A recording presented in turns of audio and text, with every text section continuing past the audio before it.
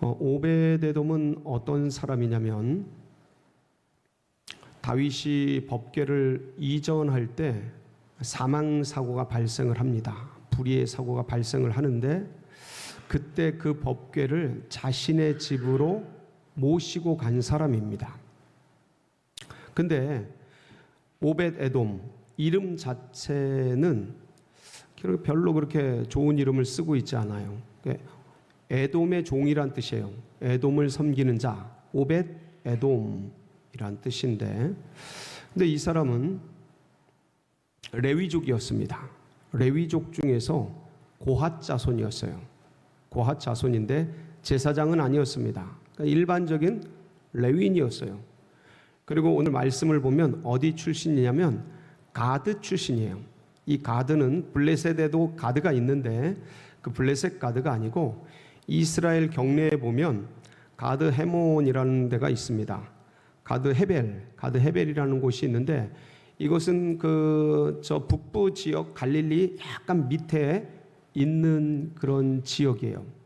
그러니까 서울 출신이 아니에요. 저쪽 북쪽에 그렇게 그냥 보통 지역적으로도 변변치 않은 그런 곳의 출신입니다. 이름도 그렇고 출신도 그렇고 평범해요. 뛰어나지도 않고 그렇게 못나지도 않고 레위족이니까 그저 그렇습니다. 그런데 이렇게 평범한 분이 오늘 이제 말씀을 우리가 1절부터 6장 1절부터 11절까지 읽었거든요. 11절 말씀을 보면 하나님의 큰 축복을 받죠. 어떤 축복인가요? 한번 보실까요? 11절 시작. 여호와의 궤가 가드 사람 오벳에돔의 집에 석 달을 있었는데 여호와께서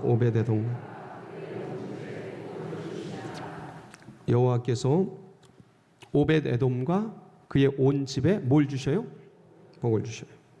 잘 말씀을 보면 오벳에돔에게 복을 주시고 그리고 또 그의 온 집에 복을 주셔요. 오벳에돔이 개인적인 복을 받습니다. 어떤 복을 받았을까요? 제가 금방 말씀을 드렸는데 법궤를 어디에 모시는 축복을 받았어요? 자신의 집에 모시는 축복을 받았어요. 여러분, 법궤는요 절대로 어떤 개인의 집에 가지 않습니다. 어디에 모셔요? 항상 성막이나 성전에 모셔요. 원칙이에요, 이게. 다른 곳에 모시지 않아요. 근데 한 개인이 자신의 집에 법궤를 모시는 축복을 받았어요. 글쎄요, 이 법궤를 무엇에 비교할까요? 이스라엘의 법궤는 우리 조선시대의 국왕의 왕의 옥새? 이것과도 비교가 안 되는 엄청난 거예요. 법궤가. 그냥 이 당시의 법궤는 하나님 임재의 상징이에요. 법궤가 있는 곳이 뭐예요? 하나님이 계신 곳이에요. 그래서 정말 그러니까 법궤 자체가 하나님으로 생각할 정도로 그렇게 엄청난 것이 법궤인데 그걸 누구의 집에 모신 거예요? 오벳에돔의 집에 모신 거예요. 이 법궤는요 철저하게 구별된 사람들이 다루게 되어 있습니다. 레위족 중에서 제사장들만이, 일반 레위인들은 절대로 못 건드려요. 제사장만이 다루게 되어 있고요. 그 제사장도 이 법궤 한 번을 보려면 1년에 한 차례 대속제일이라고 있습니다. 7월 14일 그날 다리에다 방울을 메고 덜덜덜덜 떨리는 마음으로 그 지성소에 들어가서 그때 법궤 한 번 보는 거예요. 이 정도로 이렇게 소중하고 귀하고 아무나 가까이 할 수 없는 엄청난 이 법궤를 오벳에돔은 자기가 자기의 집에 모시는 큰 축복을 받았습니다. 그러니까 원래 이게 오벳에돔은 무명한 자거든요. 제가 그랬잖아요. 이름이 변변치 않은 이름이다. 에돔의 종, 별로 그렇게 이스라엘 사람들이 좋아하는 이름이 아니에요. 에돔을 섬기는 자, 별로 유익한 이름이 아니에요. 근데 이 무명한 사람, 변변치 않은 이 이름이 하나님께서 오베데돔의 집에 법궤를 이렇게 가져가게 하시고 그 이름을 누구도 알아요? 다윗 왕도 그 이름을 알게 됩니다. 유명한 이름으로 바뀌는 거예요. 네. 원래 무명하고 어디서 나서 어디로 갈지 모르는 그런 사람이었는데 하나님께서 복을 주시니까 그 이름이 아주 온 백성들이 다 아는 법궤가 있는 집. 우리도 이게 3000년 전 일인데 BC 천년경에 일어난 일이에요. 이게 그러니까 3000년 전이라고. 그 사람이 누구라고 오늘도 오벳에돔에 대해서 같이 나눌 정도로, 그러니까 그 당시에는 이 이름이 아주 유명한 이름이 되었어요. 엄청난 이름인데 이렇게 개인적으로 오벳에돔이 복을 받게 됩니다. 그리고 오벳에돔과 그의 온 집이 복을 받아요. 두 번째는 자손에 대한 복이에요. 가정, 가문, 자손에 대한 복을 받습니다. 그 11절 후반부에 보면 이렇게 되어 있죠. 뭐라고 되어 있어요? 여호와께서 오벳에돔과 그의 온 집에 복을 주시니라. 오벳에돔이요 8명의 아들들이 있었습니다. 몇 명이요? 8명. 아들들 8명이 있었는데 이 8명도 자녀들을 출산을 합니다. 그래서 오벳에돔 직계 자손이 몇 명이 되냐면 62명이 돼요. 엄청난 축복이죠. 자녀손들이 이렇게 많아지는 거는 참 그것 자체로도 은혜입니다. 큰 축복이 아닐 수가 없어요. 그런데 자녀손들이 많은 것도 좋지만 그 자손들이 다 어떻게 돼야 돼요? 잘 돼야 되지 않습니까? 그래야 그게 복이지. 예? 잘 되고 능력 있고 실력 있어야 되잖아요. 오늘 주님께서 이 가정의 가문에 복을 내주셔서 어떤 일이 일어나냐면 역대상 26장 우리 8절 말씀인데 같이 한번 볼까요? 시작. 이는 다 오벳에돔의 자손이라. 그들과 그의 아들들과 그의 형제들은 다 능력이 있어 그 직무를 잘하는 자이니 오벳에돔에게서 난 자가 62명이라. 몇 명이요? 그 자들이 다 뭐가 있어요? 다 능력이 있어요. 실력이 출중해. 아주 탁월해. 그리고 그래서 그 맡겨진 직무를 다 잘해. 성경에 기록될 만큼 탁월하게 훌륭하게 아주 잘하는 사람이에요. 뛰어난 사람들이에요. 그러니까 이 62명 전체 자녀손들 전체가 다 국가의 공무원으로 일을 하는데 무슨 일을 해요? 요 읽은 역대상 26장 8절 말씀이 어디에 말씀이냐면 다윗이 레위족 맡은 직분별로 쭉 열거하는 그 성경의 말씀 중에 나오는 부분입니다. 어디에 나오냐면 성전 문지기 명단에 이 명단들이 나와요. 이들이 전부 뭘 맡은 거예요? 성전 문지기를 맡은 거예요. 근데 문지기 하면 뭔가 좀 얕고 낮은 것 같잖아요. 전혀 그렇잖아요. 다윗이 사모했던 게 뭐예요? 내가 영원토록 성전에 하나님의 성전에 문지기로 살기를 사모할 만큼 굉장히 소중한 직분이에요. 지금으로 말을 하면 청와대 경호실? 좀 느낌이 다르죠? 청와대 경호실? 왕궁 근위대? 뭐 이런 겁니다. 그거보다 훨씬 레벨이 높죠. 왜냐하면 어떤 왕 뭐 이런 것보다 성전 자체는 비교할 수 없어요. 그러니까 성전 수호대, 성전 보디가드, 청와대 경호대 뭐 이런 아주 훌륭한 그러한 직분을 자녀손들이 다 맡아서 훌륭하게 업무를 감당하고 모든 사람들에게 참 뛰어나다는 말을 듣고 자녀손들이 다 잘되는 복을 받았습니다. 여러분들에게도 이 복이 임하기를 축원합니다. 사모하는 거예요. 얼마나 귀한 복이에요. 나 잘되는 것도 좋은데 더 좋은 건 뭐예요? 내 자녀들이 잘되는 거, 내 자손들이 잘되는 거. 그걸 보는 아비 어미의 마음은 너무 기쁘죠. 행복하죠. 그리고 세 번째 어떤 복을 받냐면 이제 우리가 1절부터 11절까지 읽었는데 그 12절에 보면 이 오베데돔이 받았던 또 다른 축복이 하나 더 나옵니다. 사무엘하 6장 12절 같이 한번 읽어볼게요. 시작. 어떤 사람이 다윗 왕에게 아뢰어 이르되 여호와께서 하나님의 궤로 말미암아 오베데돔의 집과 그의 모든 소유에 복을 주셨다 한지라.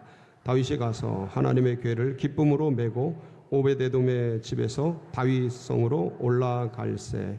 거기 초반 중반 그 사이에 보면 오베데돔의 집과, 이건 좀 아까 했잖아요. 가정과 가문의 복을 내린 거고, 그의 모든 뭐에 소유의 복을 주셨다. 네, 이렇게 돼 있어요. 그러니까 오베데돔의 모든 소유의 복을 주신 거예요. 그 소유를 살펴봤더니 뭐냐면 그가 가지고 있는 가산, 소유, 자산, 재산, 거기에 하나님의 뭘 부어주신 거예요? 복을 부어주신 거예요. 그 원래 별게 없었어요. 평범한 사람이라 그랬잖아요. 레위인들이 특히 재산들이 그렇게 없습니다. 자기 땅도 없고 그냥 평범한 사람이에요.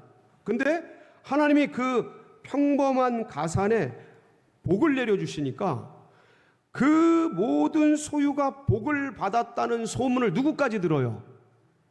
다윗 왕까지 소문을 듣잖아요. 여러분, 우리가 조금 뭐 부자가 되고 조금 잘 산다 해도 이게 동네 얘기죠. 동네 얘기. 예? 우리 서로 알아주는 거죠. 뭐 대통령이 우리가 부자인 걸 듣고 압니까? 웬만해서는 그게 안 돼요.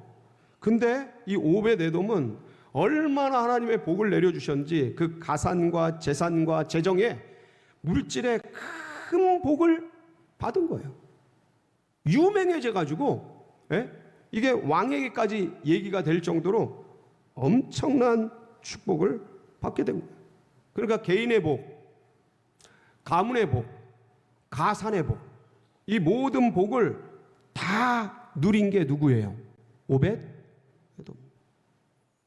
왜 받았냐? 그 복을 왜 받았냐? 그날 거기에 있었던 사람들이 3만 명 이상이에요. 동원된 사람만 몇 명이에요? 12지파에서 통일 왕국 이스라엘에서 뽑은 사람만 3만 명이에요. 근데 그걸 구경하러 나온 온 백성들이 퍼레이드처럼 쫙 엄청난 사람들이 있었어요. 국가 프로젝트니까. 그 많은 사람이 있었는데 오벳에돔 이 사람이 이 복을 누린 겁니다. 도대체 왜 그 복을 오벳에돔이 누렸을까? 이건 한 사건에서 비롯됩니다. 무슨 사건이냐면 다윗이요. 이 당시 상황이 어땠냐면 그때 막 그 다윗 왕가의 상황이 북이스라엘은 사울 왕가가 있었어요. 그리고 남쪽에는 다윗 왕가가 있었어요. 이 둘이 치열하게 정복 전쟁을 벌이고 있었습니다. 그러니까 통일 왕국을 이루기 위해서 치열한 싸움을 벌이고 있었어요. 그런데 이제 다윗이 승기를 잡고 남북 이스라엘을 통일한 통일 왕정기가 시작되는 때였어요. 그러면서 동시에 다윗은 예루살렘이라는 여부스 사람들이 차지하고 있었던 이 예루살렘을 다윗이 정복을 해요. 정복을 해가지고 이걸 뭐로 삼냐면 수도를 삼아요.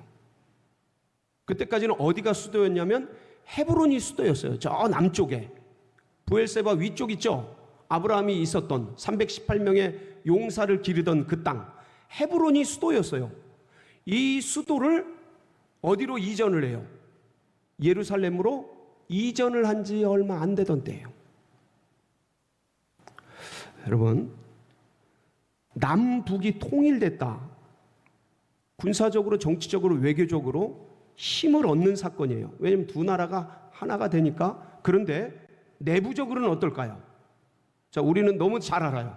북한과 남한이 있어요. 우리의 소원은 통일일 정도로 사모해요. 근데 막상 통일이 됐어요. 그럼 어떨까요? 좋죠. 두 나라 쪼개진 나라가 하나가 됐으니까. 그런데 내부적으로는 상당히 홍역을 앓을 겁니다. 그럼 격차가 나잖아요. 서로 성향이 다르고 경제 구조가 다르고 많이 차이가. 이게 하나가 되면 내부적으로는 백성들 사이에서 어떤 혼란이 있을 거라고요. 자, 우리가 지역을 예를 들어 인천에서 서울로 이사를 한번 해도요, 그 이사 한번 한 가정이 며칠 동안 좀 약간 좀 부산스럽습니다.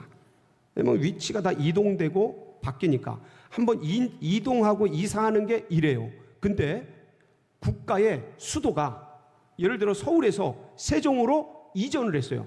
국가를 천도했어요.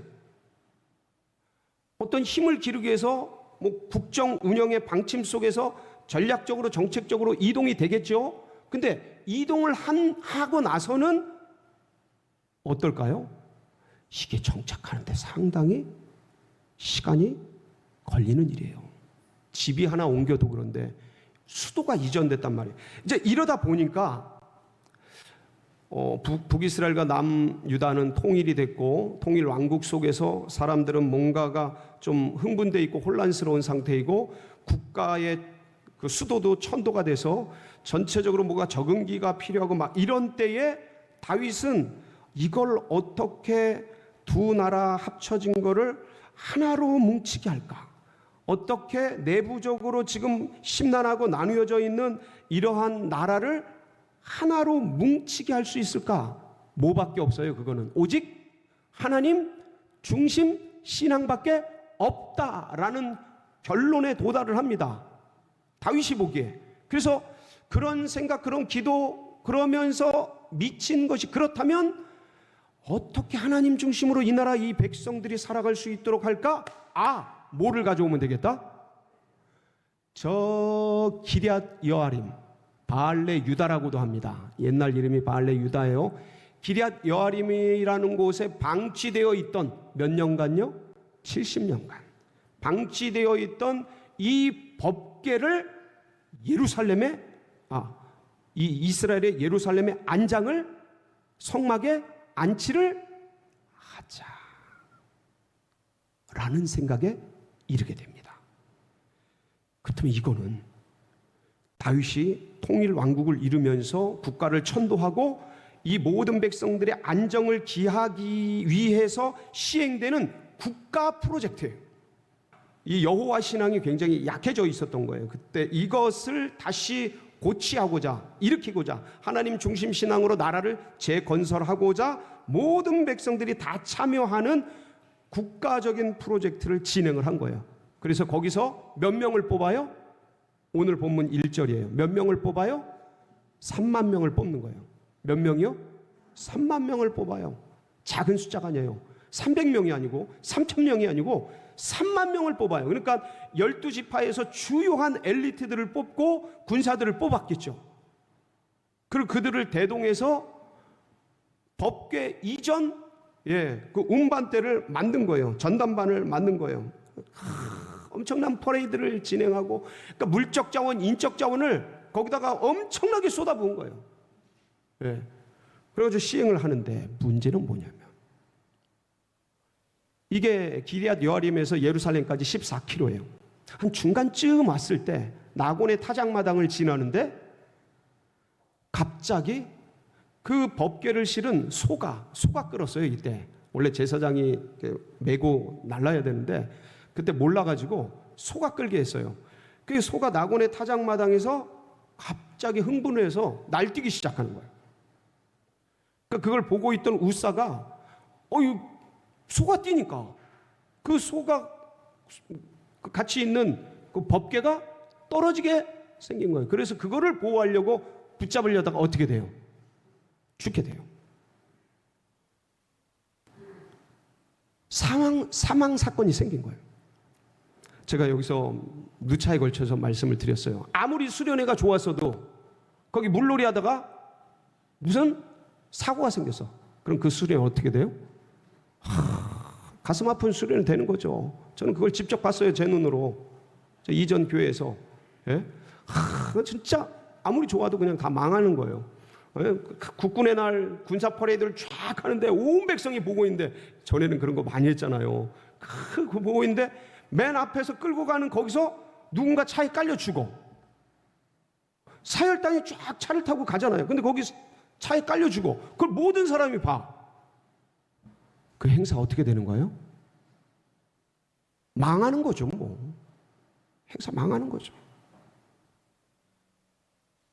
그냥 정성을 다해서, 마음을 다해서 지금 막 앞에 찬양대 세우고, 다윗이, 대통령이, 임금이 직접 진두지휘를 하면서 한 걸음 한 걸음 걸어가면서 너무나 기쁘고 즐겁게 온 백성들이, 이 전담반들이 함께 힘을 써가지고 이 일을, 하나님을 기쁘시고 하나님을 영광스럽게 하기 위해서 하고 있는데, 그래서 우사가 죽은 거예요. 의도는 좋아요. 의도는 좋아요. 이렇게 법궤가 흔들리면서 떨어질 것 같으니까 그걸 막다가 어떻게 이제 사망 사건이 발생한 것 같아요. 근데 여러분 꼭 기억하세요. 혹시나 여러분들이 궁금해할까봐 우사가 좋은 일을 했는데 왜 죽었지? 근데 거기 말씀을 보면요, 정확하게 기록이 되어 있어요. 뭐라고 되어 있냐면 6절이에요. 6절. 7절 한번 볼까요? 7절 시작. 여호와 하나님이 우사가 잘못함으로 말미암아 진노하사 그를 그곳에서 치시니 그가 거기 하나님의 궤 곁에서 여호와의 법궤는 제사장, 정해진 구별된 제사장 외에는 건들면 안 되는 거예요. 그러니까 자기가 해야 될 것, 안 해야 될 것, 나서야 될 것, 말아야 될 것, 그걸 알아야 돼요. 그냥 의롭다고 다 하려고 그러면 안 돼요. 그 정해진 게 있어요. 법으로 돼 있어요. 규율로 되어 있어요. 막 나서면 안 돼요. 하나님이 치시잖아요. 그런데 중요한 건 뭐냐면, 그래서 이제 사망 사건이 발생을 했어요.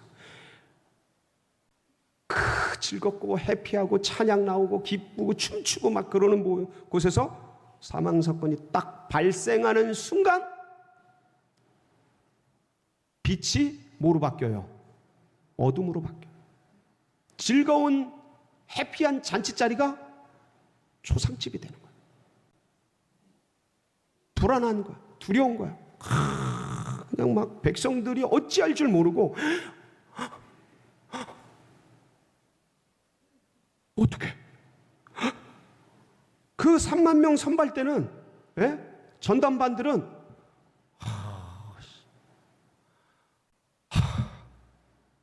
이러고 있고, 제일 충격받은 사람은 누굴까요? 다윗이죠. 다윗. 이거 총책임자로 기획부터 아이디어부터 다 내가지고 국가 예산 다 쏟아부어가지고 지금 엄청난 일을 벌였는데, 이게 굉장히 중대한 사건, 국가적인 프로젝트가 갑자기 이 베레스 우사 사건을 통해서 쫄딱 망하게 된 거예요. 그러면 여러분, 이 책임 다 누구에게로 갑니까? 다윗왕에게죠. 어떤 문제가 생기면 그 책임자에게 가는 거예요. 그러면 북이스라엘 사람들, 사울 왕가를 쫓는 사람들, 여러분 보시면 알지만, 압살롬 반역 때 보면 알지만, 여전히 다윗 너 손에 피를 많이 흘린 자여, 저주받은 자여, 이러는 그 사울 왕가의 패거리들이 얼마나 많고, 다윗을 다 좋아한 게 아닙니다.